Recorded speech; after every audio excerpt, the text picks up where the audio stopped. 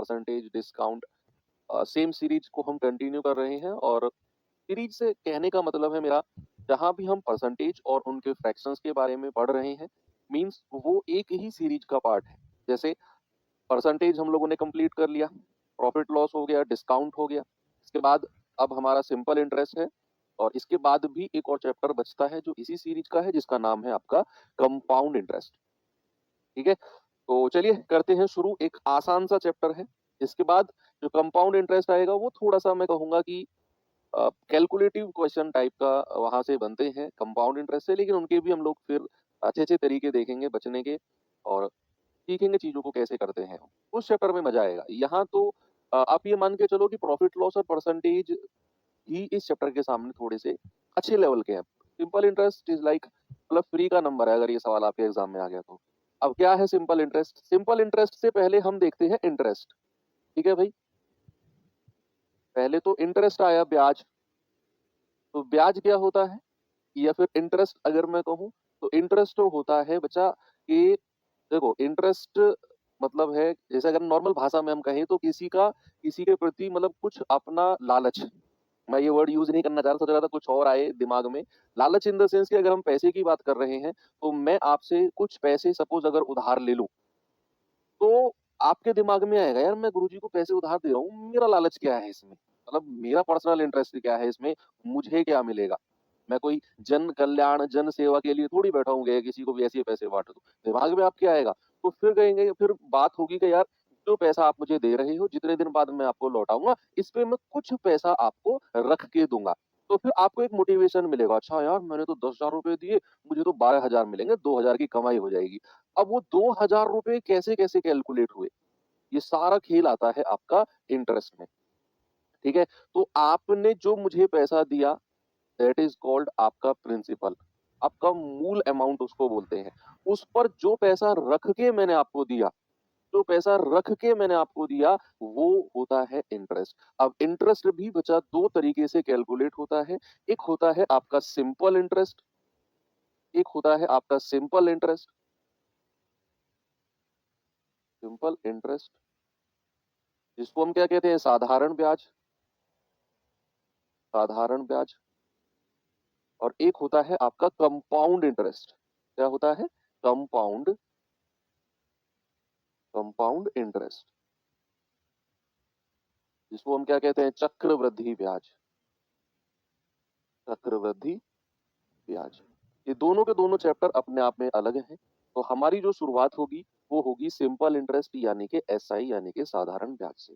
तो चलिए चैप्टर का नाम डालते हैं कंपाउंड इंटरेस्ट, ये सब बाद का काम है। सिंपल इंटरेस्ट चैप्टर नाम डालते हैं साधारण ब्याज,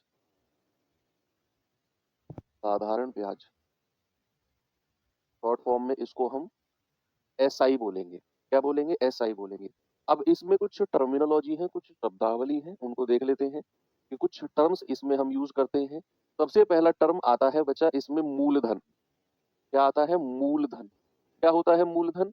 जिसको हम प्रिंसिपल कहते हैं, प्रिंसिपल,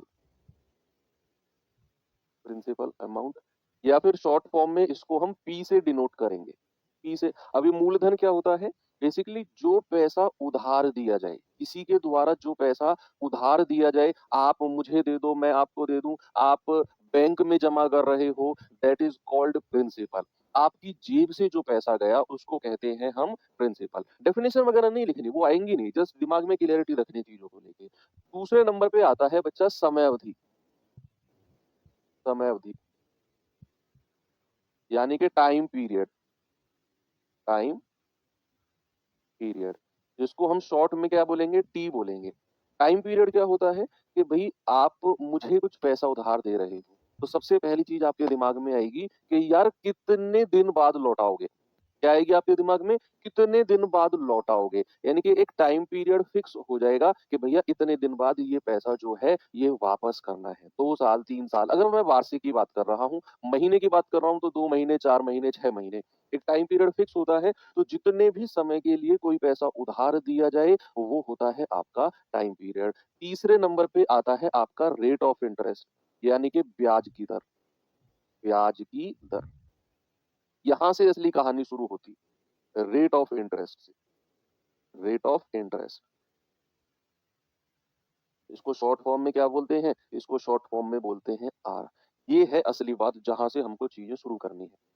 तो रेट ऑफ इंटरेस्ट क्या होता है? रेट ऑफ इंटरेस्ट होता है, अगर मैं या फिर इसकी डेफिनिशन में लिखूँगा तो सही रहेगा कि मूलधन पर मूलधन पर निश्चित समय के लिए मूलधन पर निश्चित समय के लिए निश्चित समय अ, निश्चित प्रति इकाई समय के लिए प्रति इकाई समय के लिए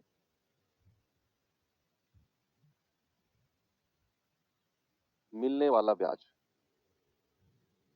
मिलने वाला ब्याज वही क्या होता है? आपका ब्याज की दर होती है कि भाई प्रिंसिपल पर एक डेफिनेट टाइम के लिए मिलने वाला जो इंटरेस्ट होता है वही आपका रेट ऑफ इंटरेस्ट होता है। हो सकता है चीजें अभी आपको थोड़ी सी बोरिंग लगे, लेकिन धीरे धीरे जैसे मैं क्वेश्चंस या कुछ एग्जांपल शुरू करूंगा तो आपको इंटरेस्ट आना शुरू हो जाएगा। अभी ये क्योंकि टर्मिनोलॉजी चल रही है। मैंने आपसे क्या बोला? ब्याज की दर। ब्याज की दर क्या होता है? मूलधन पर एक निश्चित समय या निश्चित इकाई समय में मिलने वाला जो ब्याज होता है वही आपकी ब्याज की दर होती है।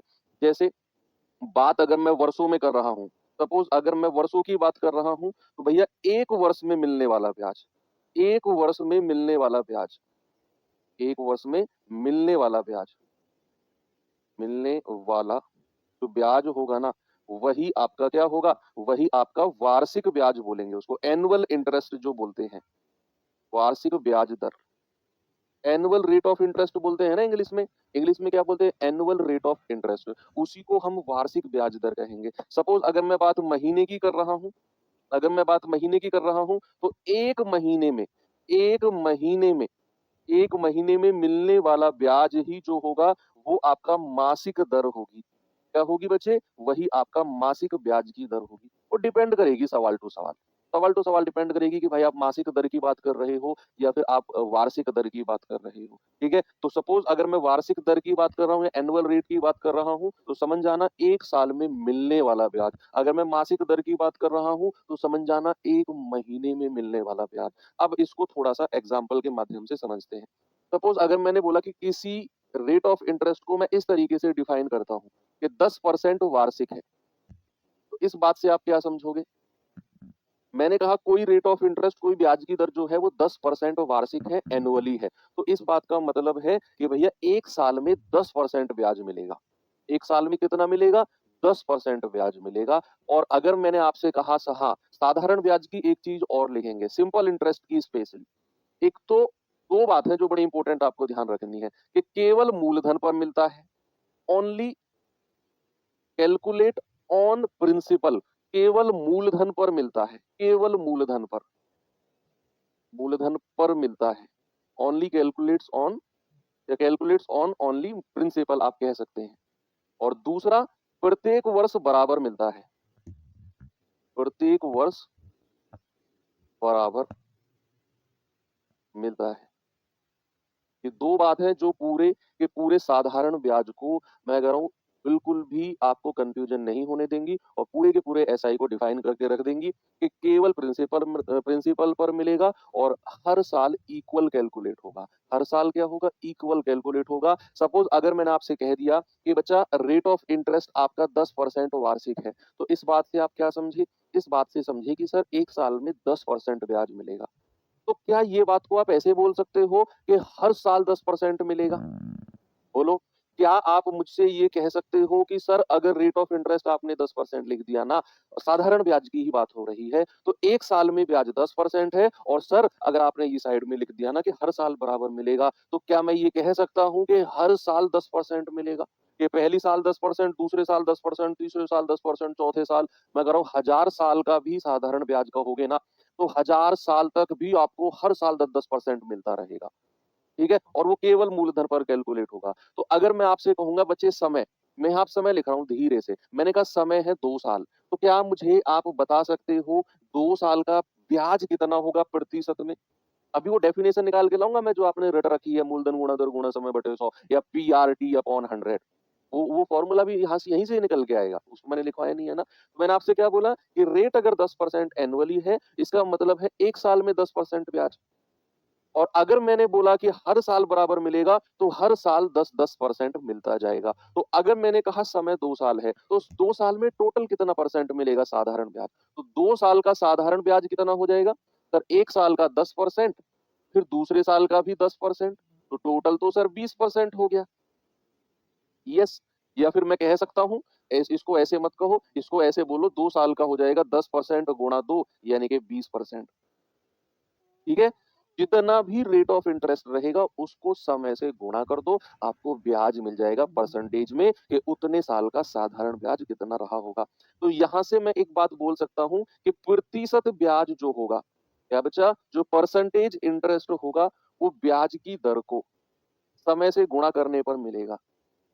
क्या मिलेगा? ब्याज की दर को समय से गुणा करने पर आपको प्रतिशत ब्याज, परसेंटेज इंटरेस्ट मिल जाएगा।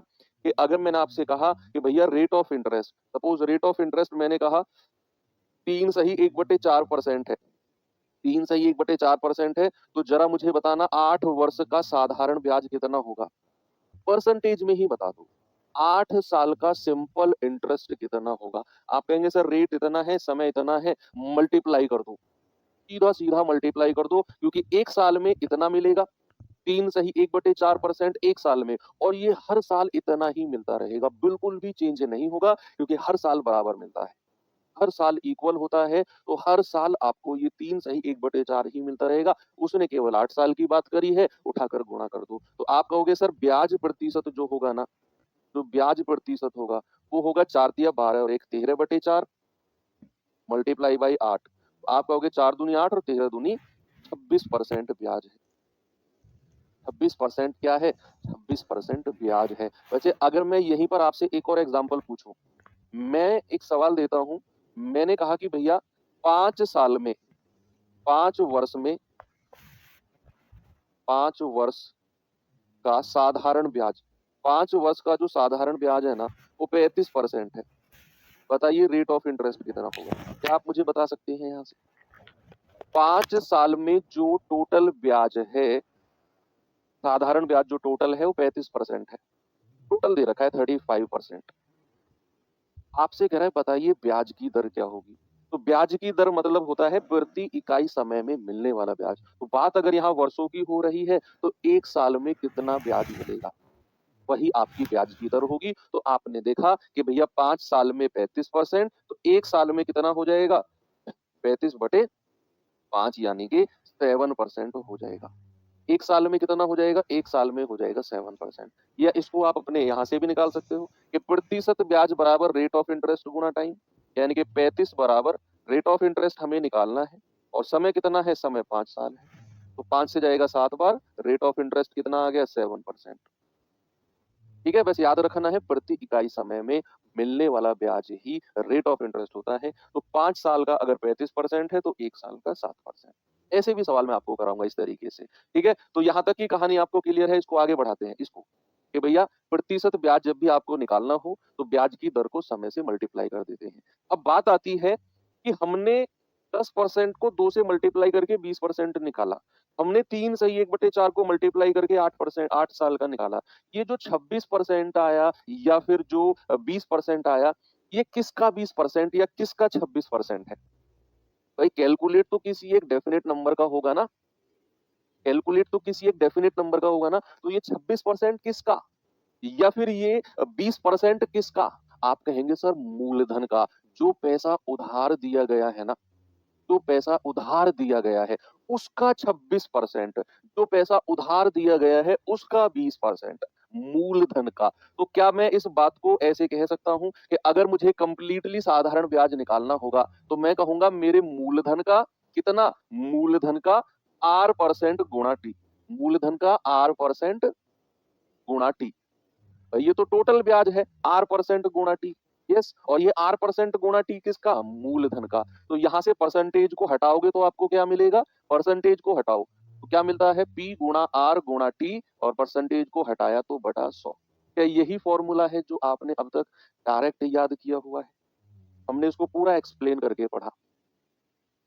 कि हमने सबसे पहले क्या पढ़ा कि भैया रेट ऑफ इंटरेस्ट अगर 10% है तो हर साल 10% मिलेगा, तो 2 साल का हो जाएगा, गुणा कर दो। ब्याज की दर को समय से गुणा कर दिया तो हमें मिल गया ब्याज प्रतिशत। और ये ब्याज प्रतिशत किसका? मूलधन का, प्रिंसिपल का। तो मूलधन का ब्याज प्रतिशत हमने किया तो मुझे साधारण ब्याज मिल गया, सिंपल इंटरेस्ट मिल गया। परसेंटेज हटाया तो बटे 100, तो साधारण ब्याज आ गया मूलधन गुणा दर गुणा समय बटे 100। Principal into rate into time upon 100। तो ये है पूरी की पूरी डेफिनेशन। ठीक है, इतनी बात समझ में आ गई आपको? क्लियर है? चलो अब आप तैयार हैं पहले टाइप के लिए। टाइप 1 के क्वेश्चन देखते हैं। जैसे धीरे धीरे कुछ कुछ कॉन्सेप्ट आते रहेंगे, मैं आपको बताता रहूंगा वहीं पे धीरे धीरे। कह रहा है किसी धनराशि पर x% साधारण ब्याज की दर पर x वर्षों में x रुपए ब्याज मिलता है, तो बताइए वो मूलधन कितना है किस धनराशि पर, वो आपका प्रिंसिपल कितना है बताएंगे।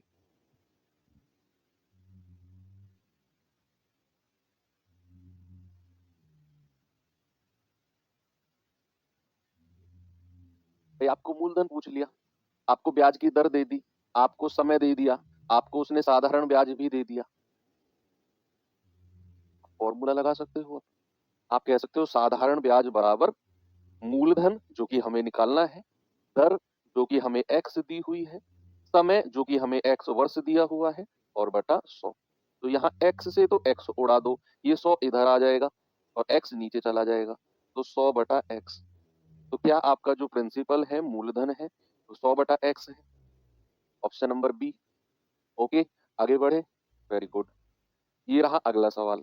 जरा इसे फॉर्मूले से नहीं, तो मैंने बेसिक तरीका आपको बताया है ना कि ब्याज की दर को समय से गुणा कर दो, आपको ब्याज मिल जाएगा, उस तरीके से करने की कोशिश करो। क्योंकि आगे जब बड़े बड़े क्वेश्चंस आएंगे ना, तो मैं आपको इसी तरीके को वहां पर सवालों को बहुत आसान बनते हुए दिखाऊंगा। सवाल कहता है 5 साल के लिए 7% वार्षिक ब्याज की दर पर उधार ली गई 3,000 पर साधारण ब्याज कितना है। उधार कितना लिया है? 3,000। तो मूलधन कितना हो जाएगा? 3,000। 5 साल के लिए उधार लिया है और ब्याज की दर 7% वार्षिक है। अब देखो बात तो वही है, बात तो वही, फॉर्मूला भी तो वहीं से ही बना है कि मूलधन गुणा दर गुणा समय बटे 100, आप लगा दो हो जाएगा। लेकिन समझने का तरीका थोड़ा सा अलग है। आप ऐसे सोचो कि 7% वार्षिक है, इसका मतलब है मुझे 1 साल में 7% ब्याज मिलेगा और हर साल मुझे 7% मिलेगा। 1 साल में 7% और हर साल 7%। तो टोटल 5 साल का ब्याज कितना हो गया? हम कहेंगे सर 7% गुणा 5। क्या टोटल आप कहेंगे बच्चा 35% ब्याज हो गया? टोटल कितना हो गया? टोटल 35% ब्याज हो गया। और 35% किसका? मूलधन का। 3,000 का 35%, 3,000 का 35% निकाल दो। बात वही है, वही फॉर्मूला वाला सीन है। आप कहेंगे सर ये तो वही बात आ गई। मैं कहूंगा बिल्कुल सेम वही बात है, बस सवाल को समझने का तरीका थोड़ा सा अलग है। भैया हमने वही तो किया, मूलधन गुणा दर गुणा समय बटे 100, वही चीज की है, बस थोड़ा समझने का तरीका थोड़ा अलग कर दिया। आगे बढ़े, नेक्स्ट क्वेश्चन की तरफ चलो। ये सवाल देखिए बच्चे जरा।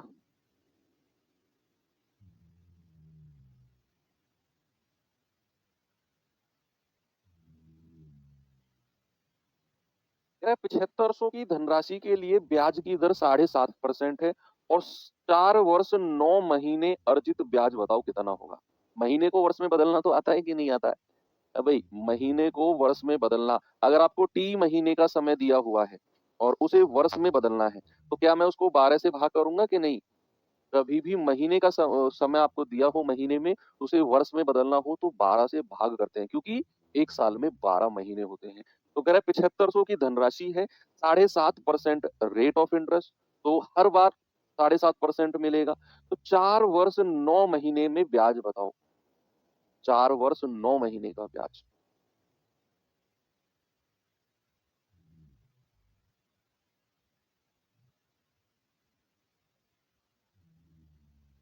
ये कह रहा है और ट्रिक बताओ। पता है ये जो और ट्रिक कह रहे हैं ना, ये उन टिपिकल आंटियों में से हैं जो दुकान पे जाती हैं कि भैया एक स्वेटर दिखाओ।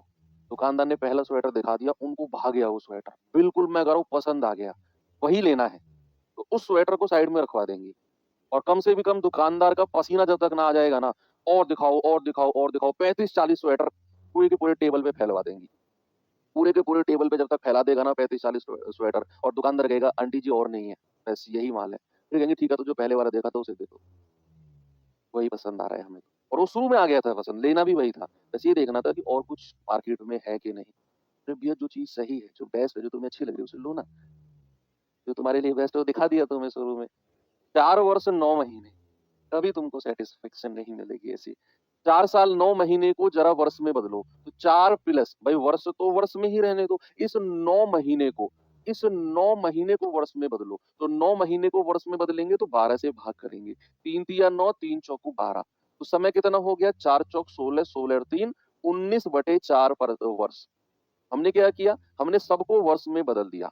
4 साल 9 महीने को ही हमने किस में बदल दिया? हमने वर्ष यानी कि ईयर में बदल दिया। अब हमें पता है कि ब्याज की दर जो है वो 7.5% वार्षिक है। यानी कि 1 साल में 7.5% मिलेगा, और ये हर साल 7.5% मिलेगा, हर साल। तो अगर मुझे हर साल 7.5 मिलेगा तो इतने साल का कितना ब्याज हो जाएगा? आप कहेंगे 7.5 गुणा 19/4%। ठीक है? पॉइंट हटेगा, बटे 10 आ जाएगा। 5 दूनी 10, 15 5 75। आप कहोगे कितना आ जाएगा ये? ये आ जाएगा 15 या 15 निम्न 19 पंजे 95, हासिल के 9, 19 एकम 19 और 9 28, 285/8%। टोटल ब्याज कितना आ गया? टोटल ब्याज आ गया 285/8%। तो मूलधन कितना है? 7500। भाई आप ऑप्शन देख लो, कैलकुलेशन तो है, बिना कैलकुलेशन के ये सवाल नहीं होगा। ऑप्शन की शकल देख लो एक बार, खुद समझ जाओगे तुम। तो 7500 गुणा 285, 285/8, और परसेंटेज को हटाएंगे, बटा 100 आ जाएगा। ये आ गया, ये आ गया। अब आप यहाँ इनकी गुणा कर दो और 8 से डिवाइड कर दो। तो आप कहोगे कि सर 75 पंजे कितना होता है? 375, हासिल का 37। 75 अट्ठे कितना होता है? 8 पंजे 40, 8 सत्ते 56 और 4 60, 637 का 7, हासिल का 63। 75 दूनी 150, 150 और 63 कितना हो गया? ये आ जाएगा 3 6 और 5 11, 213। 213 और डिवाइड बाई 8, तो 8 दूनी 16, 5, 8 6 48, 5, 8 सत्ते 56, 1, 8 एकम 8, 2671 पॉइंट कुछ आएगा। 2600 कुछ उल्टा कर दिया क्या भाई? 8 दूनी 16, 5, 8 6 48, 5, 8 सत्ते 56, 1, 8 एकम 8, ये आना चाहिए 2671.875 है। 21,375 को 8 से भाग दोगे तो 2671 आएगा, 2617 आएगा। ये उल्टा तो टाइप नहीं कर दिया टाइपिस्ट भैया ने? 7 1 की जगह 1 7 तो नहीं कर दिया?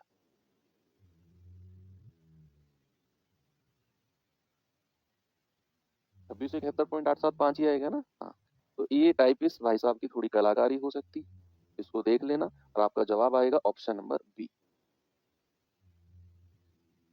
ठीक है, सभी का वही आ रहा है, 2671.875।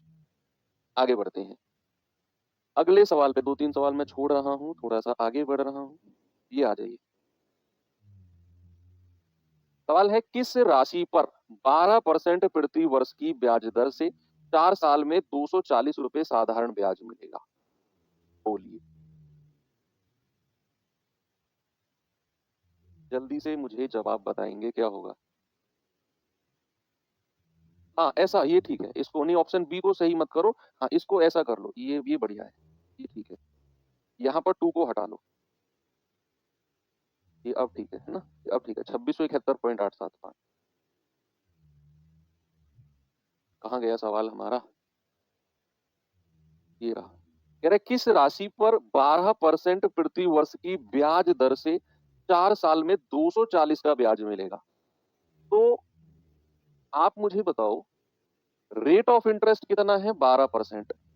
यानी कि 1 साल में मुझे 12%, जब भी रेट ऑफ इंटरेस्ट की बात आए ना, दिमाग में ये बात आनी चाहिए कि 12% प्रति वर्ष का मतलब है कि 1 साल में मुझे 12% ब्याज मिलेगा, और चूंकि ये साधारण ब्याज है तो हर साल 12% मिलेगा, हर साल। तो 4 साल में कितना हो जाएगा? अगर मुझे हर साल 12% मिलना है बच्चा, तो 4 साल में कितना हो जाएगा? आप कहेंगे सर 48% ब्याज हो जाएगा। 4 साल में कितना 48%। और सवाल कह रहा है भैया वो तो 240 है। कितना है? सवाल कह रहा है ब्याज तो 240 मिला, तो 48% मतलब 240। 1% कितना हो जाएगा? 48 पंजे 240। तो 100% कितना हो जाएगा? आप कहेंगे सर 500 हो जाएगा। कितना हो जाएगा भैया? 100% की वैल्यू हो जाएगी 500। ऑप्शन नंबर सी बिल्कुल करेक्ट है। ठीक है, आगे बढ़ते हैं। 100% का मतलब ही मूलधन या फिर प्रिंसिपल होता है। एक और सवाल देता हूँ, ये सवाल पे आएंगे जरा।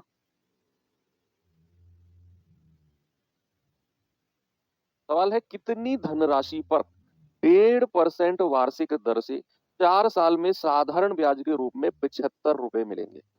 बताइए, 4 साल में कितना? 75 रुपीज।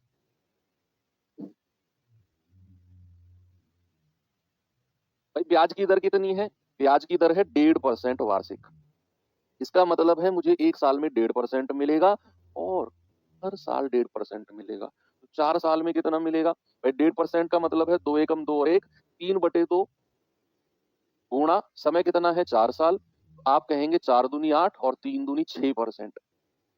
यानी कि टोटल जो ब्याज हो गया मेरा वो 6% है। और इसी 6% की वैल्यू हमें कितनी दे रखी है बच्चा? इसी 6% की वैल्यू 75 रुपीज दे रखी है। तो 100% आपको निकालना है। 75/6, 3 दूनी 6 और 3 से जाएगा 25 बार। तो 100% कितना हो जाएगा? 100% हो जाएगा 25/2 गुणा 100। 1250 आएगा क्या? 1250।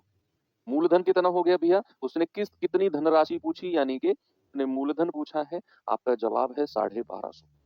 ठीक है, आगे बढ़ता हूं, इस सवाल के पास आओ।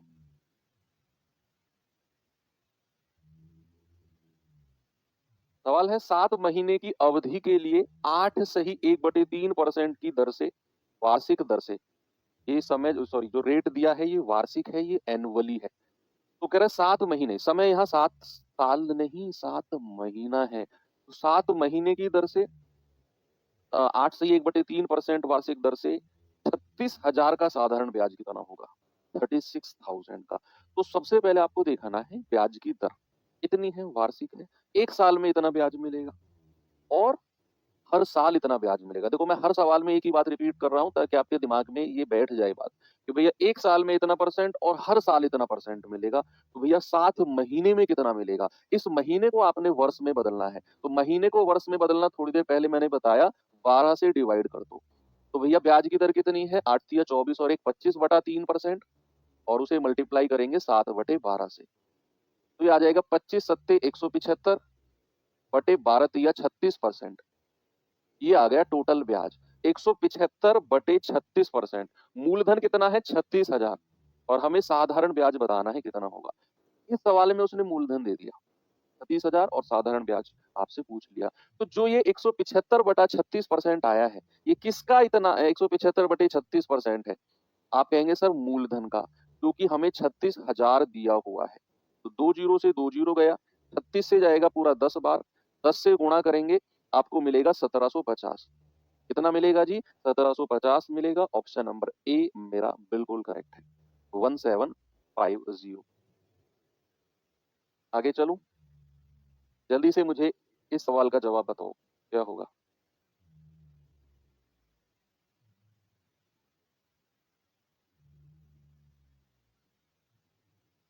कितनी राशि 2.5% साधारण ब्याज की दर पर 5.5 वर्षों में 525 ब्याज देगी? बताओ। आपको पता है ब्याज की दर कितनी है? 12.5%। यानी कि 1 साल में 12.5 कह रहा हूँ 2.5%, यानी कि 1 साल में 2.5% ब्याज मिलेगा। 1 साल में। और हर साल 2.5% मिलेगा। समय कितना है? 5.5%, 5.5 वर्ष। तो कह रहे 525 का ब्याज मिलेगा। और मूलधन पूछ लिया, कह रहा है ना कितनी राशि। मूलधन यानी कि 100% की वैल्यू पूछ ली। आपको पता है 1 साल में 2.5%, तो 5.5 साल में कितना परसेंट ब्याज मिलेगा? आप कहेंगे 2.5% का मतलब है 2 दूनी 4 और 1 5/2। और समय कितना है? समय है 2 पंजे 10 और 1 11/2। आपने मल्टीप्लाई किया तो 55/4% मिल गया। ये 55/4% क्या है भैया? ये तो ब्याज है 5.5 साल का। 5.5 साल का ब्याज है कितना, 55/4%, और वो किसके बराबर होगा, वो हो जाएगा आपका 525 के बराबर। तो 55/4% की वैल्यू किसके बराबर है, 525। देखो 5 से जाएगा 11 बार, 5 से जाएगा 105 बार, 4 की गुणा उधर कर दो तो 1% कितना आ जाएगा भाई, 4 की गुणा उधर करेंगे तो 420 आएगा, और डिवाइड बाई 11, है ना भैया, ये 4 की गुणा 105 में करेंगे 420, और ये 11 नीचे आ जाएगा, तो 1% आ गया 420/11, 100% निकाल दो, 100% की वैल्यू निकाल दो, आपका जवाब मिलेगा आपको 420/11 गुणा 100, तो कितना मिलेगा, 42000/11, तो 11 तिया 33, 7 2 9, 11 अठे 88, तो 11 एकम 11, 381 से शुरू होने वाली कहानी कहाँ है, 381, 318 नहीं, 321 नहीं, 318 नहीं, 381 से शुरू होने वाला एक ही ऑप्शन है, तो भैया हमने तो फिर आगे कैलकुलेट करना ही बंद कर दिया और हमने जवाब कह दिया, हमारा जवाब है 3818.18। भाई मैं इसको 3 बार काटा, मैंने 381 मिला, मैंने ऑप्शन पे एक नजर डाली, मैंने कहा 381 से शुरू होने वाला एक ही ऑप्शन। ओके, चलो आगे बढ़ते हैं। थोड़ा सा एक वर्ड और मैं अब ऐड करता हूं जिसका नाम है मिश्र धन। मिश्र धन, मिश्र धन क्या होता है इंग्लिश में, जिसको अमाउंट बोलते हैं, अमाउंट, या फिर शॉर्ट फॉर्म में इसको ए बोलेंगे। तो मिश्र धन क्या होता है, मिश्र धन होता है भैया जो पैसा उधार दिया गया वो, और उस पर जितना ब्याज मिला वो, दोनों को मिलाकर मिश्र धन अमाउंट बनता है। आप मुझे 10,000 रुपए उधार दो, 2 साल बाद उस पे 2,000 रुपए ब्याज बन जाए, तो मैं आपको कितना पैसा वापस लौटाऊंगा, 12,000। 10,000 आपका मूलधन, 2,000 रुपए ब्याज। यानी कि अगर अमाउंट की बात करनी होगी तो बच्चे याद रखना हमेशा प्रिंसिपल प्लस साधारण ब्याज, या फिर कंपाउंड के केस में कंपाउंड इंटरेस्ट। अभी हमने कंपाउंड की बात नहीं की, तो हम इसको ऐसे ही लिखेंगे कि मिश्रधन बराबर होता है आपका मूलधन प्लस ब्याज, मूलधन प्लस ब्याज। और अगर इसी बात को हम परसेंटेज में बोलें, मैंने कहा किसी पर सपोज रेट ऑफ इंटरेस्ट मैंने कहा 5% है, समय कितना है 3 साल, तो मैंने कहा अमाउंट बताओ परसेंट में कितनी होगी, अमाउंट, अमाउंट कितनी होगी परसेंट में। तो अमाउंट क्या होगी, उसके लिए सबसे पहले आप ब्याज निकालो, ब्याज कितना है परसेंट में। तो आप कहोगे कि सर 1 साल में 5% है, तो 3 साल में टोटल ब्याज कितना हो जाएगा, 3 साल में टोटल ब्याज, आप कहेंगे सर मल्टीप्लाई कर दो 15% हो जाएगा, क्योंकि 1 साल का 5%, तो हर साल 5% मिलेगा, तो 3 साल में कितना हो जाएगा, 5 या 15%। ये तो 3 साल में ब्याज मिलेगा हमें वापस। और मैंने कहा अमाउंट अगर निकालना हो तो अमाउंट क्या होता है, मूलधन, जो पैसा उधार दिया और जो उस पर ब्याज मिला वो। और मूलधन तो हमेशा अपने आप में 100% होता है, प्रिंसिपल का मतलब ही 100% है, प्रिंसिपल का मतलब ही 100% है। तो प्रिंसिपल कितना है बच्चा, 100%, और ब्याज कितना मिला है हमें 3 साल का, 15%। तो अमाउंट अगर निकालना हो तो अमाउंट होता है मेरे भाई 115%। कितना हो जाएगा अमाउंट, अमाउंट हो जाएगा 115%। ठीक है, बात समझ में आ गई कि पहले ब्याज निकालो और उसे 100% में जोड़ दो, वो आपका अमाउंट बन जाता है। तो क्या बन जाएगा, आपका अमाउंट हो जाएगा। चलिए सवाल करते हैं एक, ये सवाल है जरा देखिए इसको।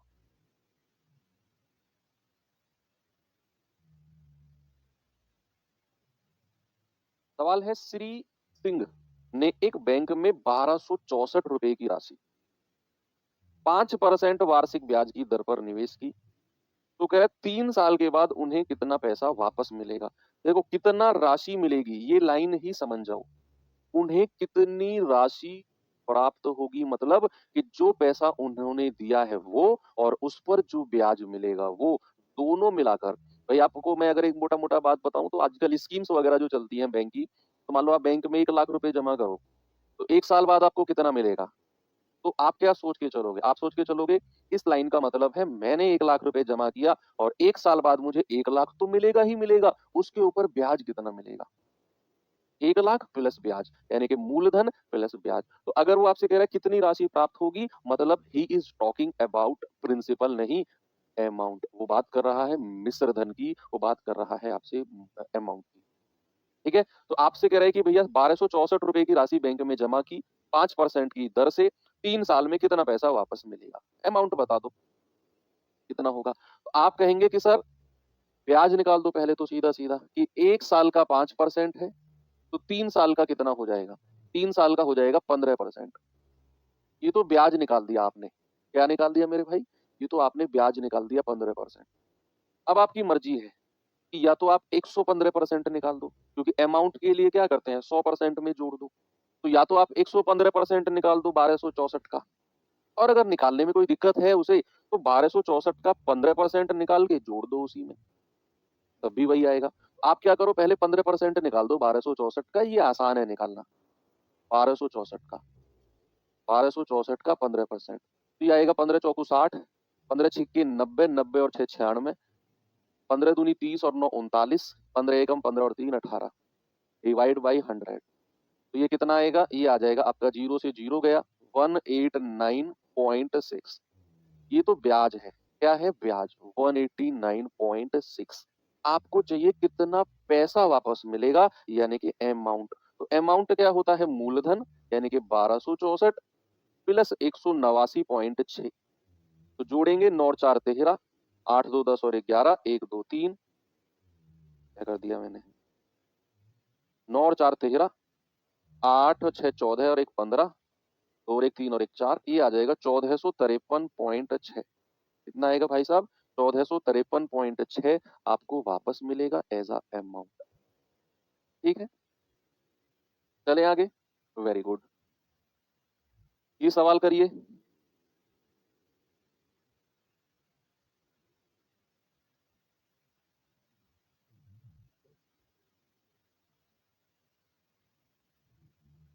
कह रहा है, किस ब्याज की दर पे 5 वर्ष में 1300 पर यानी कि 1300 क्या है? मूलधन है। 1300 पर साधारण ब्याज के रूप में 520 रुपए की धनराशि मिलेगी। किस साधारण ब्याज की दर पे? यहाँ आपसे उसने रेट ऑफ इंटरेस्ट पूछ लिया, उठा के फॉर्मूला लगा दो सीधा। साधारण ब्याज बराबर मूलधन गुणा दर गुणा समय बटे 100 या पीआरटी अपॉन 100। हमारी कोई दुश्मनी थोड़ी है उस फॉर्मूले से। हमें तो जो चीज आसान लगेगी हम वो निकालेंगे। भाई हमें यहाँ रेट नहीं दिया हुआ, ब्याज की दर। अगर हमें ब्याज की दर वो दे देता तो हम सीधा समय से गुणा कर देते उसको। ही नहीं दिया हुआ, तो हमारे पास जिंदाबाद है फॉर्मूला, मूलधन गुणा दर गुणा समय बटे 100। तो साधारण ब्याज कितना दिया हुआ है? 520। मूलधन कितना दिया हुआ है? 1300। दर हमें निकालनी है, समय कितना है? 5 वर्ष और बटा 100। तो ये जाएगा 2 जीरो से 2 जीरो, 13 चौकू 52, 40 बार, और 5 से जाएगा 5 8 40, 8 बार। तो रेट कितना आ गया? रेट आ गया आपका 8%। बिल्कुल सिंपल, ऑप्शन नंबर डी हमारा करेक्ट। बिल्कुल, ये टाइप 1 चल रहा है, टाइप 1 में बिल्कुल बेसिक क्वेश्चन करा रहा हूँ आपको।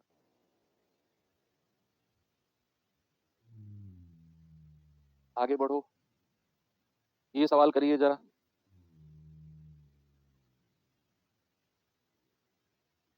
देखिए इस क्वेश्चन को क्या करेंगे इसमें।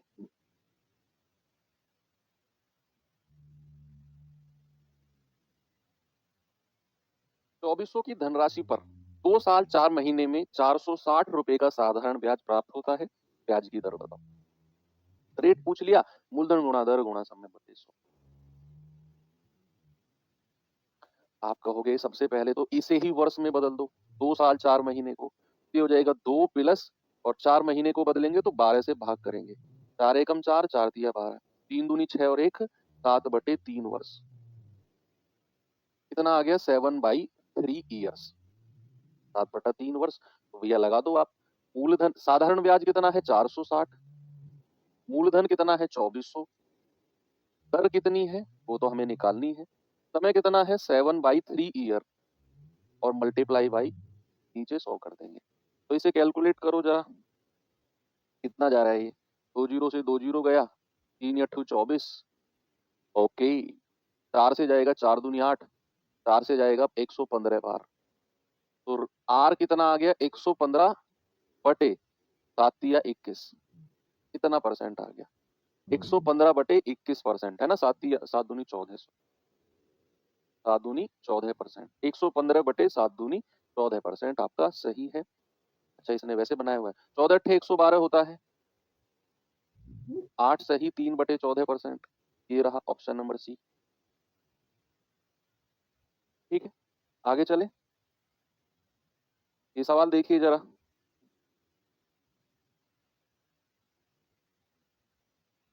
कह रहा 10% वार्षिक साधारण ब्याज पर निवेश करने पर एक राशि 2 वर्ष बाद 3600 हो जाती है, तो समान राशि पर समान ब्याज की दर से 2 साल का साधारण ब्याज कितना होगा। अब सवाल में बड़ा कंफ्यूजन होता है बच्चों को। हिंदी में, इंग्लिश में तो क्लियर है, या इंग्लिश में भी कभी कभी हो जाता है कि सर, जैसे ये क्वेश्चन है, उसने बोला है कि 10% की दर है, 2 साल में 3600 हो जाती है। हालांकि जो ढंग से पढ़ेगा उसको नहीं होगा कंफ्यूजन। जैसे उसने बोला है कि 2 साल बाद 3600 हो जाती है। हो जाती है का मतलब क्या है, ये अमाउंट है। तो कहीं भी इंग्लिश में अगर बिकम्स लिखा हो या हिंदी में लिखा हो जाती है, तो जो वो धनराशि होगी वो अमाउंट होगी। ये मतलब अगर आप गौर से पढ़ोगे ना समझ के, तो ये भी दिमाग में रखने की जरूरत नहीं। आप खुद सोचो कि भाई 10% पर 2 साल के बाद की बात कर रहा है। 2 साल के बाद का मतलब है मेरा मूलधन और 2 साल का ब्याज दोनों जुड़ के, मेरा मूलधन और 2 साल का ब्याज जुड़ के 2 साल के बाद अगर कोई पैसा 3600 हो रहा है, मतलब ये 3600 क्या है, ये मिश्र धन है, ये अमाउंट। ठीक है, तो अब आप मुझे बताओ, सबसे पहले ब्याज बताओ मुझे। भाई रेट अगर 10% है तो 2 साल का ब्याज कितना होगा। आप कहेंगे सर 2 साल का ब्याज हो जाएगा 20%। ये तो ब्याज है। अगर मैं कहूंगा अमाउंट कितना हो जाएगा, थोड़ी देर पहले मैंने अमाउंट भी सिखाया आपको। 100% में 20 को जोड़ दो, अमाउंट हो जाएगा 120%। क्या इसमें किसी को कोई प्रॉब्लम है।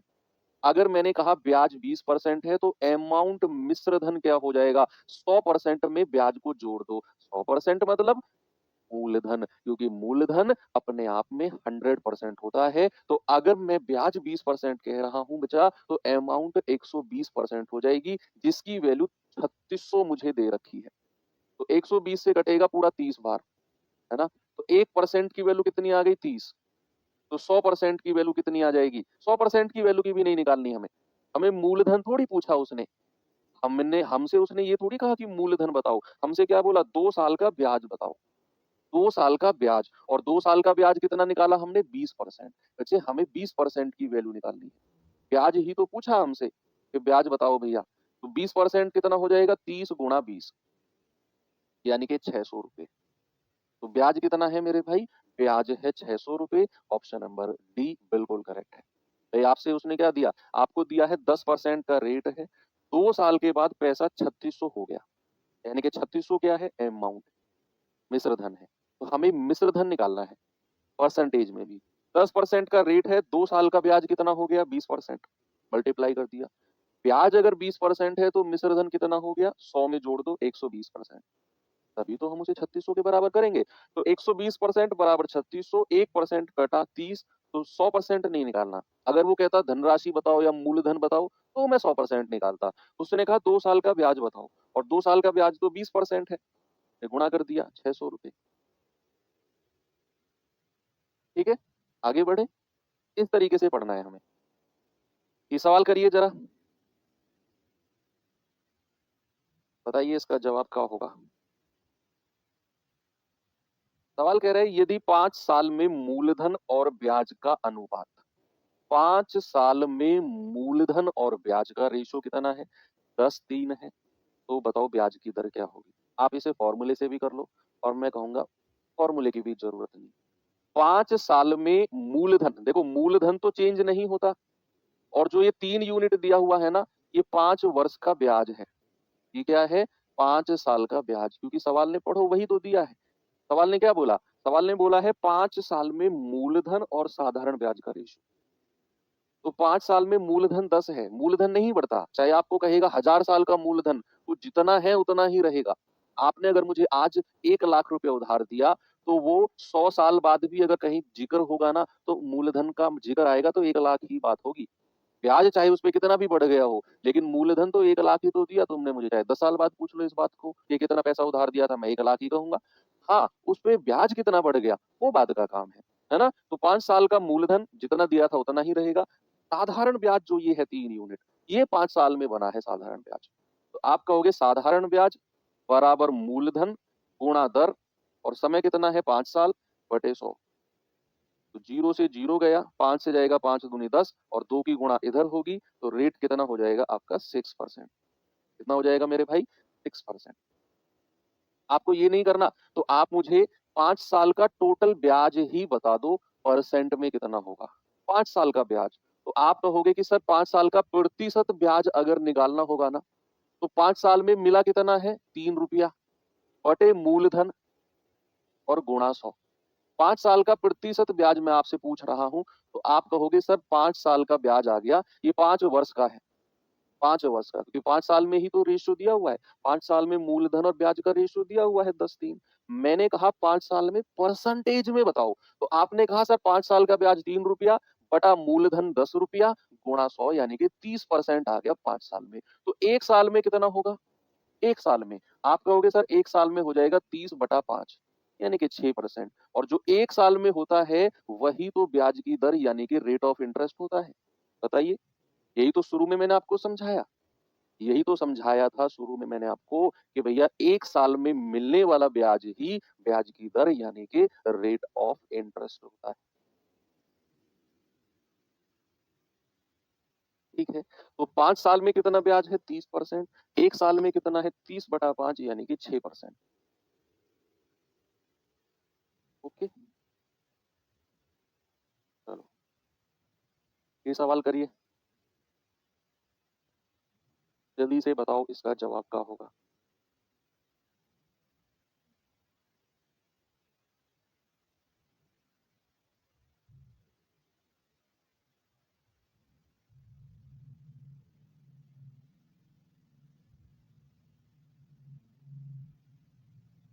बताइए भैया जल्दी से क्या जवाब होगा इसका।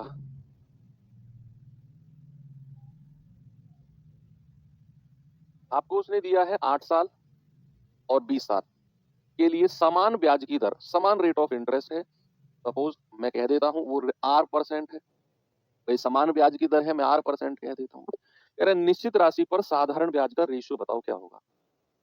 अच्छा आप मुझे बताओ, अगर rate of interest are percent है, अगर rate of interest are percent है, तो 8 साल का ब्याज कितना हो जाएगा। आप कहोगे सर आर परसेंट गुणा 8, भाई ब्याज की दर को समय से गुणा कर दिया। और 20 साल का ब्याज कितना हो जाएगा, आप कहोगे सर आर परसेंट गुणा समय 20 साल। बस यही तो रेशियो पूछा आपसे, आर परसेंट से आर परसेंट गया, 4 दूनी 8 4 पंजे 20, ये आ गया ब्याज का रेशियो। यही तो पूछा था आपसे ब्याज का अनुपात। और हमें पता है ब्याज जो होता है वो दर प्रतिशत को समय से गुणा करने पर मिलता है। रेट ऑफ इंटरेस्ट को टाइम से मल्टीप्लाई करने पर ही तो ब्याज मिलता है, शुरू में यही तो लिखा। दर प्रतिशत मैंने आर मान ली, समय है 8 साल गुणा किया आर परसेंट गुणा 8, दर प्रतिशत आर परसेंट, समय है 20 साल गुणा किया आर परसेंट गुणा 20। दोनों के दोनों ब्याज का मैंने रेशियो ले लिया, आर परसेंट से आर परसेंट गया, 4 दूनी 8 4 पंजे 20 यानी कि रेशियो आ गया ब्याज का कितना 2:5। ठीक है, आगे बढ़ते हैं। कुछ क्वेश्चन छूट गए थे पीछे जो हमने छोड़े थे जानबूझ के, 4-5 क्वेश्चन उन्हें करते हैं हम। हाँ, उससे पहले आपको थोड़ा सा एक कॉन्सेप्ट समझाता हूँ मैं। क्या कॉन्सेप्ट है वो,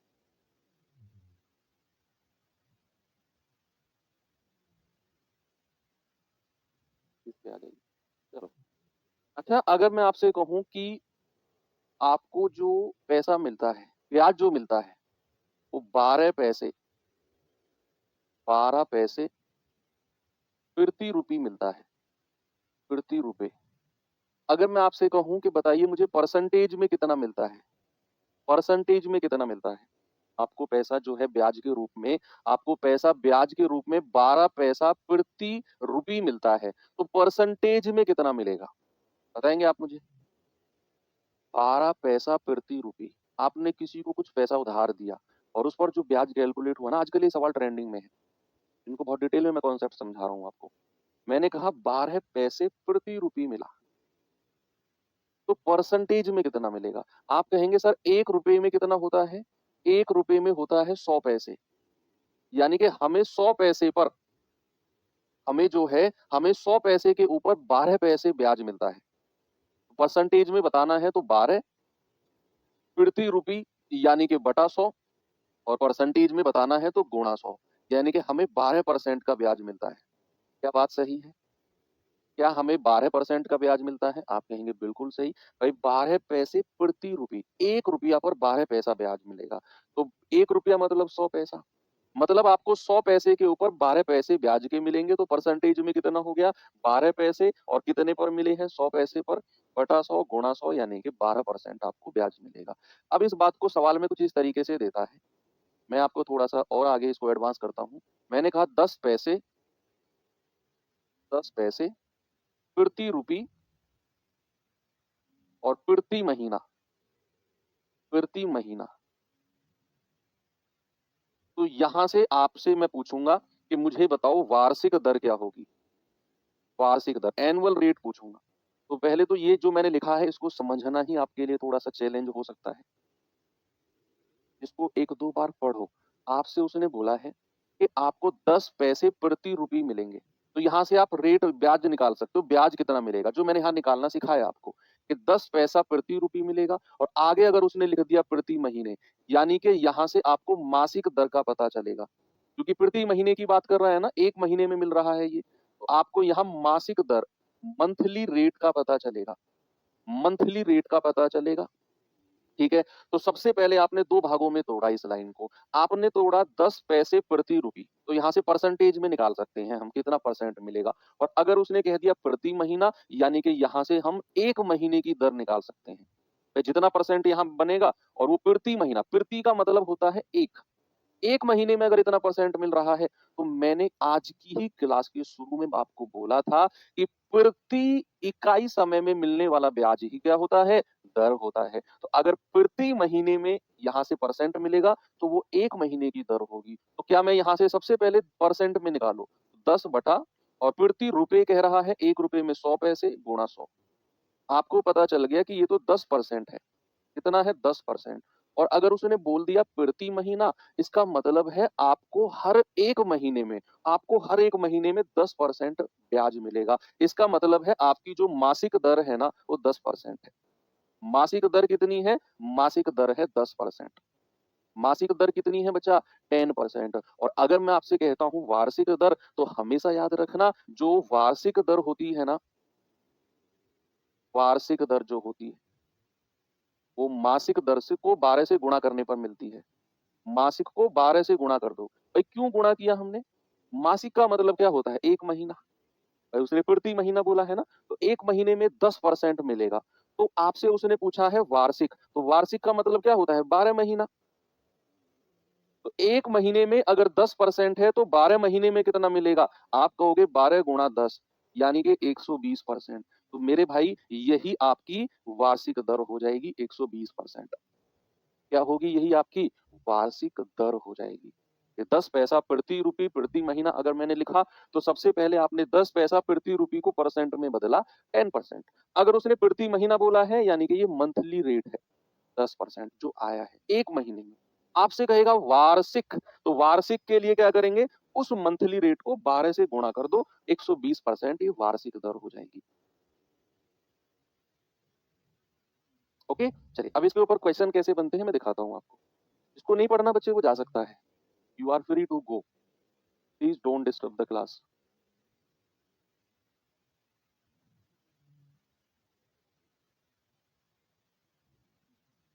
आप अपने पर्सनल इंटरेस्ट की वजह से या फिर आपका पर्सनल मन नहीं करता 1 घंटे ज़्यादा पढ़ने का, उसके लिए आप पूरे 3-4 हज़ार बच्चे जो लाइव पढ़ रहे हैं और आगे जो 15-20 हज़ार बच्चे क्लास को बाद में देखेंगे, सबको कहोगे कि सबकी क्लास बंद कर दो। क्यों? क्योंकि मेरा मन नहीं कर रहा है 1 घंटे से ज़्यादा पढ़ने का। आप पर्सनल अकेले की वजह से मैं पूरी क्लास बंद कर दूँ।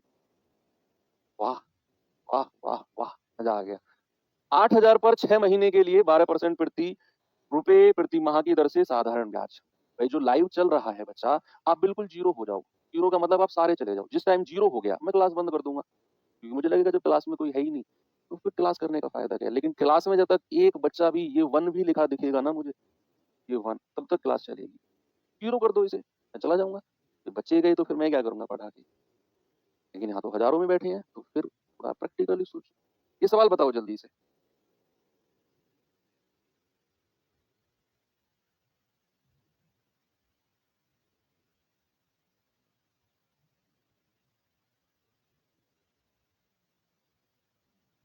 8,000 पर 6 महीने के लिए 12 पैसे प्रति रुपए प्रति माह। देखो ये वर्ड आ गया ना, 12 पैसे प्रति रुपए प्रति माह और समय भी 6 महीने है। इसका मतलब है आपको वार्षिक दर निकालने की ज़रूरत नहीं है, मासिक दर से ही काम चलेगा आपका। क्योंकि यहाँ से उसने बोला 12 पैसे, क्या बोला बच्चे उसने? 12 पैसे प्रति रुपए और प्रति महीना और प्रति महीना। तो यहाँ से हम क्या कहेंगे? हम कहेंगे भैया 12 पैसे प्रति रुपए का मतलब क्या हो गया? 12 और रुपए का मतलब होता है 100 पैसा गुणा 100। यानी कि यहाँ से परसेंटेज आ गया 12%। और अगर उसने प्रति महीना बोला है, इसका मतलब है हमारी मासिक दर है ये। मासिक दर कितनी है? 12%। कितनी है बच्चा? 12%। और अगर वो यहाँ समय को वर्ष में बोलता कि भाई 2 साल का ब्याज बताओ, 3 साल का बताओ, तो मैं इसे वार्षिक दर में बदलता, मैं इसे एनुअल रेट में बदलता। लेकिन उसने वर्ष का ज़िक्र ही नहीं किया, उसने कहा 6 महीने का ब्याज, तो बच्चा आपको वर्ष में बदलना नहीं है, आपको तो मासिक दर दी हुई है 12%, यानी कि 1 महीने में 12%, तो 6 महीने का पूछा आपसे, आप कहोगे सर 6 महीने को सीधा गुणा कर दो। आप कहोगे सर पिछले क्वेश्चन में तो आप महीने को वर्ष में बदल रहे थे, बच्चे बदल रहा था, क्योंकि वहाँ रेट ऑफ इंटरेस्ट भी वार्षिक दिया हुआ था।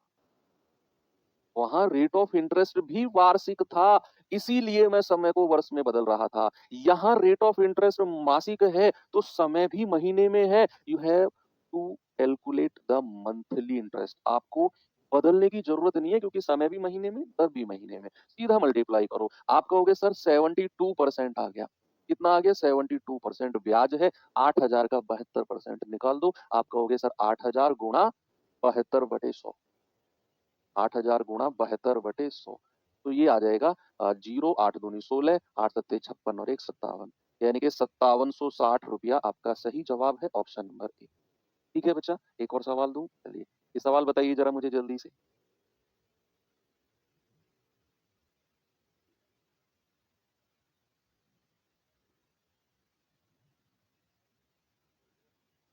रीजनिंग में कैलेंडर हो गया क्या आपका? कि साधारण ब्याज पे कैलेंडर के ऊपर, मतलब दिनों को काउंट कराने के लिए, बहुत बड़ा कैलेंडर नहीं, दिनों को काउंट कराने के ऊपर भी क्वेश्चन बनते हैं कि इतनी डेट से उतनी डेट का ब्याज बताओ, अब 6 मई से 28 दिसंबर तक का ब्याज बताओ। तो वहां पर हमको दिनों को काउंट करना होता है। कैलेंडर नहीं भी पढ़ा होगा तो दिनों को काउंट करने के लिए कैलेंडर थोड़ी पढ़ने की जरूरत है, वो तो वैसे भी आप कैलकुलेट कर सकते हो। ये तो आपको पता ही होगा ना कि कौन सा महीना 31 का होता है, कौन सा 30 का होता है।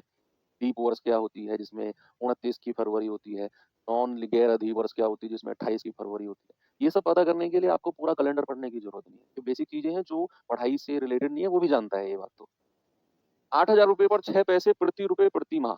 देखो ये वर्ड से अब आप पूरी तरह वाकिफ हो चुके हैं। 6 पैसे प्रति रुपए प्रति माह की दर से 15 महीने का साधारण ब्याज। तो 6 पैसे प्रति रुपए का मतलब है कितना? प्रति रुपए बटा 100 गुणा 100, तो 6% आ गया।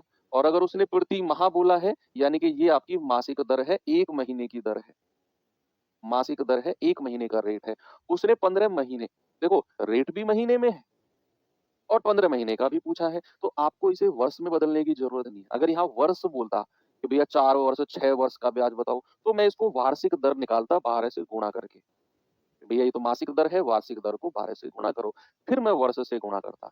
लेकिन यहाँ मासिक दर है और समय भी महीने में है, तो सीधा मल्टीप्लाई करेंगे। सीधा मल्टीप्लाई करेंगे कि भैया 6% 1 महीने का, तो 15 महीने का कितना ब्याज होगा? 90% होगा। और ये 90% किसका? 8,000 का, मूलधन का 90%। 90/100, आप कहोगे 8 नाम 7200 रुपए। ये आपका सही जवाब होगा, ऑप्शन नंबर बी हमारा करेक्ट है। ठीक है, आगे चलूं?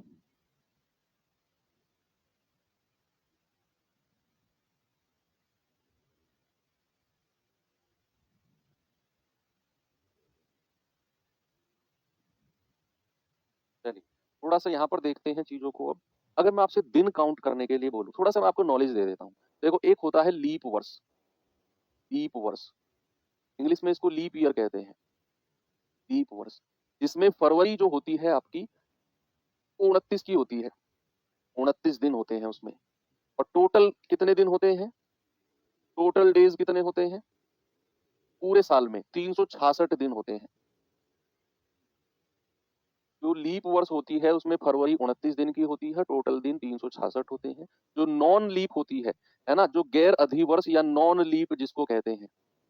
नॉन लीप जो होती है जिसको अधिवर्ष गैर अधिवर्ष जो होती है, जिसको अधिवर्ष भी कहते हैं, ठीक है? जो गैर अधिवर्ष होती है आपकी, वो उसमें आपकी जो फरवरी होती है, वो 28 दिन की होती है।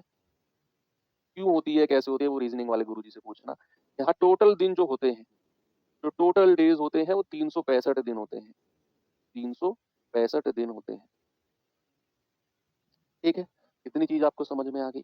ये लीप वर्ष जो होती है वो 29 दिन होते हैं फरवरी के, उसकी वजह से एक दिन एक्स्ट्रा होता है 366 दिन। जो नॉन लीप ईयर होती है फरवरी 28 दिन की होती है और उसमें 365 दिन आपके होते हैं टोटल पूरे साल के। आगे बढ़ो। अगर किसी महीने को वर्ष में बदलना हो तो मैंने आपको बताया कि अगर मान लो टी महीना आपको दिया हुआ है, टी महीने का समय है, तो वर्ष में बदलना है तो क्या करते हैं, 12 से डिवाइड करते हैं। क्यों? क्योंकि भैया एक वर्ष में 12 महीने होते हैं, इसीलिए महीने को वर्ष में बदलने के लिए 12 से डिवाइड करते हैं।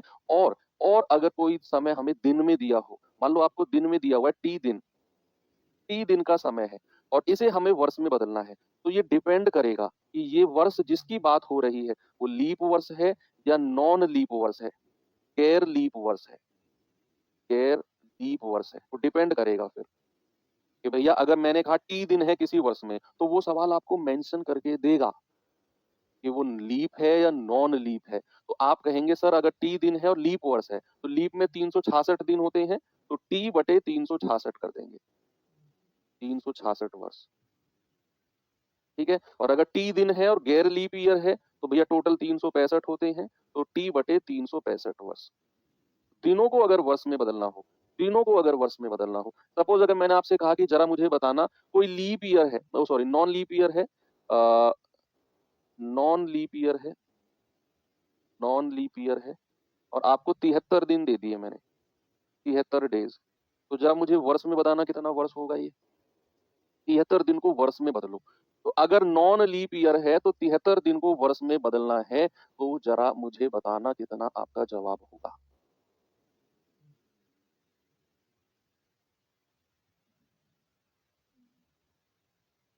तो नॉन लीप ईयर 73 दिन, तो आप कहोगे सर 73 बटे 365। तो ये एक 73 दिन मैंने लिखा, ये जानबूझ के लिखा क्योंकि ये दिन बहुत रिपीट होते हैं आपके एग्जाम में। जब क्वेश्चन आएगा ना, और आप सुनो मेरी बातें, बड़े काम की बात बता रहा हूँ आपको मैं, जब आपके क्वेश्चन आएगा और उसमें दिनों को काउंट करते करते आप 73 के पास पहुंच जाओ, आपको दिनों में कंफ्यूजन हो जाए कि यार मेरा तो 72 आ रहा है, मेरा 74 आ रहा है, ये 73 मान लो। नंबर ऑफ डेज को मान के चलो कि वो 73 डेज है। आपका अगर काउंट 73 भी आ रहा है ना, मैं बताऊंगा क्यों आएगा, किसी का 72 आएगा, किसी का 73 आएगा, किसी का 74 आएगा, उसका भी रीजन मैं बताऊंगा। तो वहां आपको 73 मान लेना है क्योंकि 73 365 से पूरा 1/5 बार कटता है, पूरा 1/5। 73 पंजे 365 होता है। मान लो अगर 146 डेज दे दे, 146 दिन भी कई बार कैलकुलेट करवाता है, तो वहां भी 146/365 करना है क्योंकि ये 73 दूनी 146 होता है और 73 पंजे 365 होता है। अब क्यों ये किसी का अलग अलग आएगा बच्चे, कई बार अगर मैंने आपसे बोला कि जरा मुझे बताना 8 मार्च 8 मार्च से और 17 अप्रैल तक कितने दिन होते हैं, 8 मार्च से और 17 अप्रैल तक कितने दिन होते हैं, तो आप कैसे काउंट करोगे? 8 मार्च से 17 अप्रैल तक, तो आप कहोगे सर मार्च में कितने दिन बचे हुए हैं अभी? भाई टोटल 31 होते हैं। भाई मार्च में टोटल 31 होते हैं, 31 में से 8 माइनस कर दो तो ये आ जाएगा 23 डेज। यानी कि मार्च में 23 डेज और अप्रैल में 1 अप्रैल से 17 अप्रैल तक पूरे 17 दिन ले लिया आपने। तो टोटल कितना हो गया, 7 3 10, 2 3 और 1 4, 40 दिन हो गए। अब ये जवाब किसी का 40 आएगा, किसी का 41 आएगा, अलग अलग आएगा। पता है क्यों? क्योंकि जब ये 40 दिन है, जब मैंने इसको 40 दिन काउंट किया, उसमें मैंने 17 जो मेरी शुरुआत की डेट और जो लास्ट की डेट दी हुई है ना, जो इनिशियल और फाइनल डेट 8 और 17 दिया हुआ है, इस केस में मैंने 1 से लेके 17 अप्रैल 17 दिन तो काउंट कर लिए, मतलब मैंने 17 अप्रैल को भी काउंट कर लिया। लेकिन जब मैं 8 मार्च से आगे काउंट कर रहा हूं तो मैंने 8 मार्च को नहीं लिया यहाँ पर। जो ये 8 मार्च वाला दिन था ना, मैंने इसको यहाँ पर नहीं लिया, नहीं लिया। तब जाकर ये आपके 40 दिन बने हैं। मैंने 9 मार्च से काउंट करना शुरू किया। 9 से 31 मार्च तक टोटल 23 दिन होते हैं। तभी तो मैंने 31 में से 8 माइनस कर दिया ये, यानी कि मेरी शुरुआत 9 तारीख से हुई है। अगर मैं ये शुरू वाली डेट को नहीं लूँगा तो मेरे दिन बनते हैं 40, और अगर मैं शुरू वाली डेट को भी लूँगा, 8 मार्च को भी लूँगा, तो मेरे दिन बनेंगे 41। अब आप कहेंगे सर कैसे इस चीज़ को हम सॉर्ट आउट करें कि सवाल में वो इसको इंक्लूड कर रहा है या नहीं कर रहा? देखो, सवाल में उसे लिखना चाहिए पहली बात तो, कि भई इतने तारीख से इतने तारीख तक का ब्याज बताओ और दोनों तारीखों को लेना है, दोनों डेट को लेना है। वो सवाल में कॉलम में ब्रैकेट बना के लिखेगा कि दोनों डेट को लेना है। लेकिन मैंने जितना भी एनालिसिस किया, एग्ज़ामिनर ऐसा देता ही नहीं है। क्योंकि एग्ज़ामिनर ने खुद नहीं सोचा इतना डीप में जाकर कि यार अगर आपने 1 दिन को काउंट नहीं किया तो 1 दिन कम रह जाएगा और सारी कैलकुलेशन बिगड़ जाएगी। तो उसको लिखना चाहिए ब्रैकेट में कि दोनों दिनों को भी काउंट करना है, 8 मार्च को भी और 17 को भी, या फिर 8 को नहीं लेना, 17 को लेना, वो कहेगा आपसे कि बाउंड्री डेज़ को लेना है या बाउंड्री डेज़ को नहीं लेना। लेकिन अगर वो कुछ भी मेंशन नहीं कर रहा और आप अपने दिनों को काउंट करते-करते सपोज़ दैट आप पहुँच गए 72 डेज़ पे पहुँच गए। दिनों को काउंट करते-करते 72 डेज़ पे पहुँच गए और वो एक नॉन लीप ईयर है। तो आप उसमें समझ जाना, ये बात कॉमन सेंस आपके अंदर मैं जनरेट कर रहा हूँ कि आप वहाँ समझ जाना कि उसने फिर एक आगे पीछे दिन को लिया होगा, तो मेरे 73 दिन बन जाएँगे फिर। और 73 दिन मैं क्यों मान लूँगा उसे? क्योंकि 73 365 से पूरा-पूरा कटता है। अगर आप वहाँ 73 73 नहीं मानोगे, 72 मान के करोगे, तो डेसिमल्स में कैलकुलेशन जाएगी आपकी। तो आप लगे रहोगे कैलकुलेट करने में। तो कभी भी आप दिनों को काउंट करते-करते 72, 74 के आस-पास पहुँच गए, तो समझ जाना कि एग्ज़ामिनर ने 1 दिन और ले लिया है बाउंड्री वाला, या 1 दिन एक्स्ट्रा चले गए आप, तो समझ जाना कि एग्ज़ामिनर ने 1 दिन छोड़ दिया है। आपको 73 पे ही रहना है या फिर 146 पे रहना है, क्योंकि ये इसका डबल है, अगर नॉन लीप ईयर है। अगर नॉन लीप ईयर है और अगर लीप वर्ष है, तो लीप वर्ष में या तो दिनों को 61 रखना है, या तो दिनों को 61 रखना है, या दिनों को 122 रखना है, 61 का डबल, क्योंकि 61 ही हमारा 366 से पूरा-पूरा कटता है। 61 एकम 61, 61 छिके 366, ठीक है? या 122 कटेगा इससे। तो ये थोड़ा-सा मैं आपको हिंट दे रहा हूँ। ये हिंट दे रहा हूँ, ये कोई ऐसा प्योर कॉन्सेप्ट नहीं है। ये एग्ज़ामिनर का फ़ॉल्ट है जो पिछले वर्षों में सवाल आए हैं, उनमें देखा गया। एग्ज़ामिनर का फ़ॉल्ट है, उसने क्लियर नहीं किया चीज़ों को। लेकिन मैं आपको हिंट दे रहा हूँ कि दिनों को काउंट करते-करते इनके आस-पास अगर आप जाते हो, तो या तो आपको 73, 146 लेना है, अगर नॉन लीप ईयर है, और लीप है तो 61 और 122 प्लस-माइनस 1 में अगर आप जा रहे हो। बहुत ज़्यादा डिफरेंस है, आपके दिनों की संख्या 70 पहुँच गई, 70 पहुँच गई, 61 मत लेना, 70 ही रखना। तो 70 ही रखना। ये तो मैं कह रहा हूँ आप 60 पे आ गए, समझ जाना 61 आपको लेना है। आप 121 पे आ गए, समझ जाना आपको 122 लेना है। ठीक है? चलिए अब मैं सवाल कराता हूँ आपको थोड़ा-सा, क्या है सवाल में देखिए।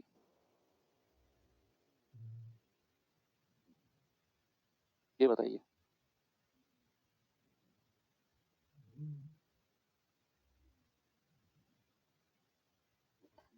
1 जनवरी 2007 से 15 मार्च 2007 तक ₹3000 पर 10% सालाना ब्याज दर से साधारण ब्याज बताओ कितना होगा?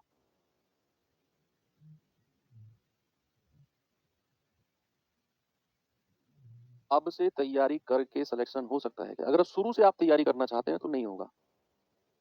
अगर आप शुरुआती स्टूडेंट हैं, बिल्कुल ज़ीरो वाले हैं, तो नहीं होगा बच्चे सब।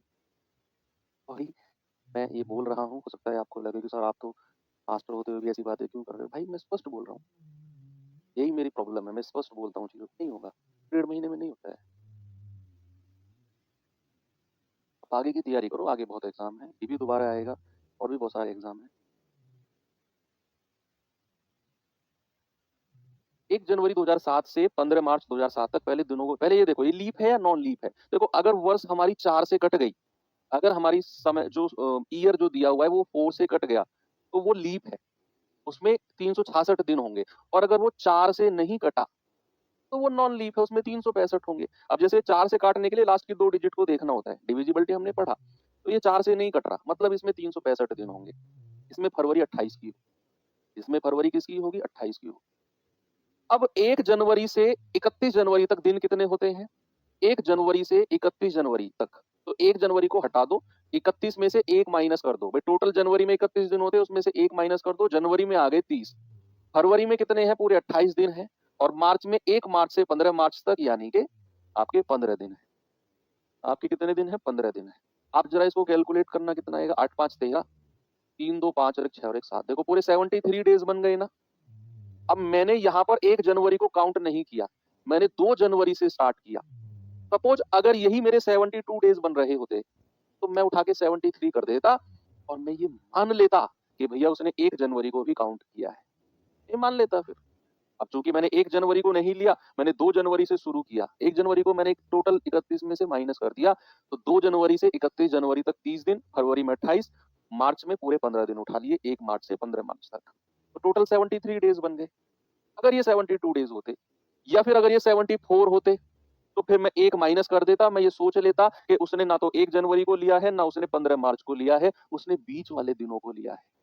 उसने बीच वाले दिनों को लिया है, फिर ये सोचता मैं, क्योंकि भाई एग्जामिनर ने क्लियर नहीं किया, उसको यहाँ ब्रैकेट में लिखना चाहिए कि दोनों दिनों को बाउंड्री डेज को लेना है या बाउंड्री डेज को नहीं लेना है, ऐसा उसे लिखना चाहिए। नहीं है तो फिर हम थोड़ा सा में दिमाग लगाएंगे। अब 73 दिन को वर्ष में बदलना है, तो 365 से डिवाइड करते हैं, तो कितना आ जाएगा? 73 एकम 73, 73 पंजे 365, 1/5 वर्ष। तो 10% के हिसाब से 1/5 वर्ष का ब्याज कितना हो जाएगा सर? 2% हो जाएगा। कितना बचा? 2%। बस आपने 3000 का 2% निकाल देना है। 60 आ गया, 60 रुपया। Option number A, 60 rupees.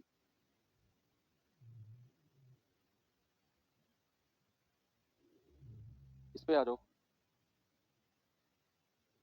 भाई, क्योंकि आप अगर 73 डेज नहीं लोगे, आप 72 ले लो, 74 ले लो, मैं कह रहा हूँ आप कैलकुलेशन में इतना बुरा फंसोगे, डेसिमल में घूमते रहोगे।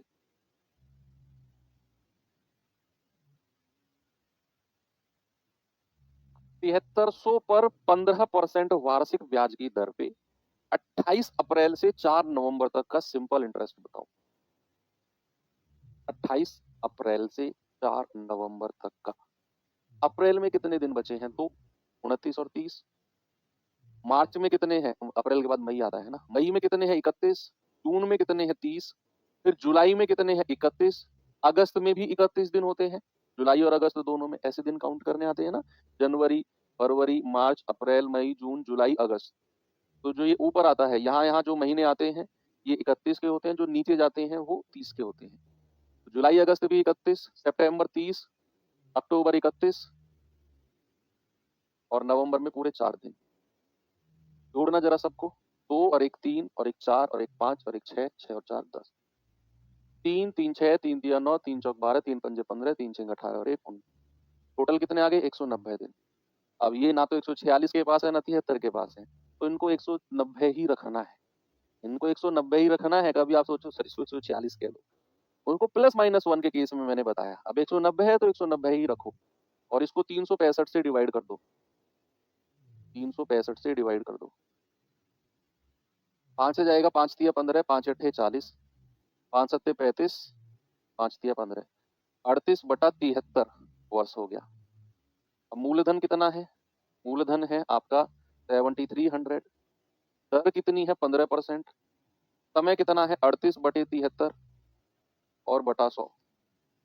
तो 2 जीरो से 2 जीरो गया, 73 से 73 गया, 15 अट्ठे 120 हासिल के 12, 15 तिया 45 और 12 57। तो 570 आपका कहीं ऑप्शन में है क्या? ये रहा ऑप्शन नंबर ए। 570 रुपए आपका ब्याज बनेगा।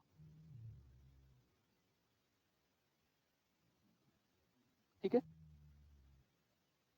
ये सवाल देखिए, ये खुद करना है आपको, सेल्फ करना है। ठीक है, ये खुद से आपको करना है। चलो HW दे देता हूँ, कल हम कर लेंगे इसको आगे। ठीक है, कल इसको कर लेंगे। और काफी रही क्लास आज की 1.5 घंटे। Thank you. मिलेंगे कल अगले पार्ट। 3 पार्ट टोटल हमें साधारण ब्याज में करने हैं, एक हो चुका है, अगली 2 क्लास में ये चैप्टर आपका एंड हो जाएगा। मीन्स आज आपका बृहस्पतिवार है, शुक्रवार शनिवार में ये चैप्टर एंड हो जाएगा। उसके बाद में फिर हमारा CI बचेगा इस सीरीज का। तो थैंक यू सो मच, जय हिंद।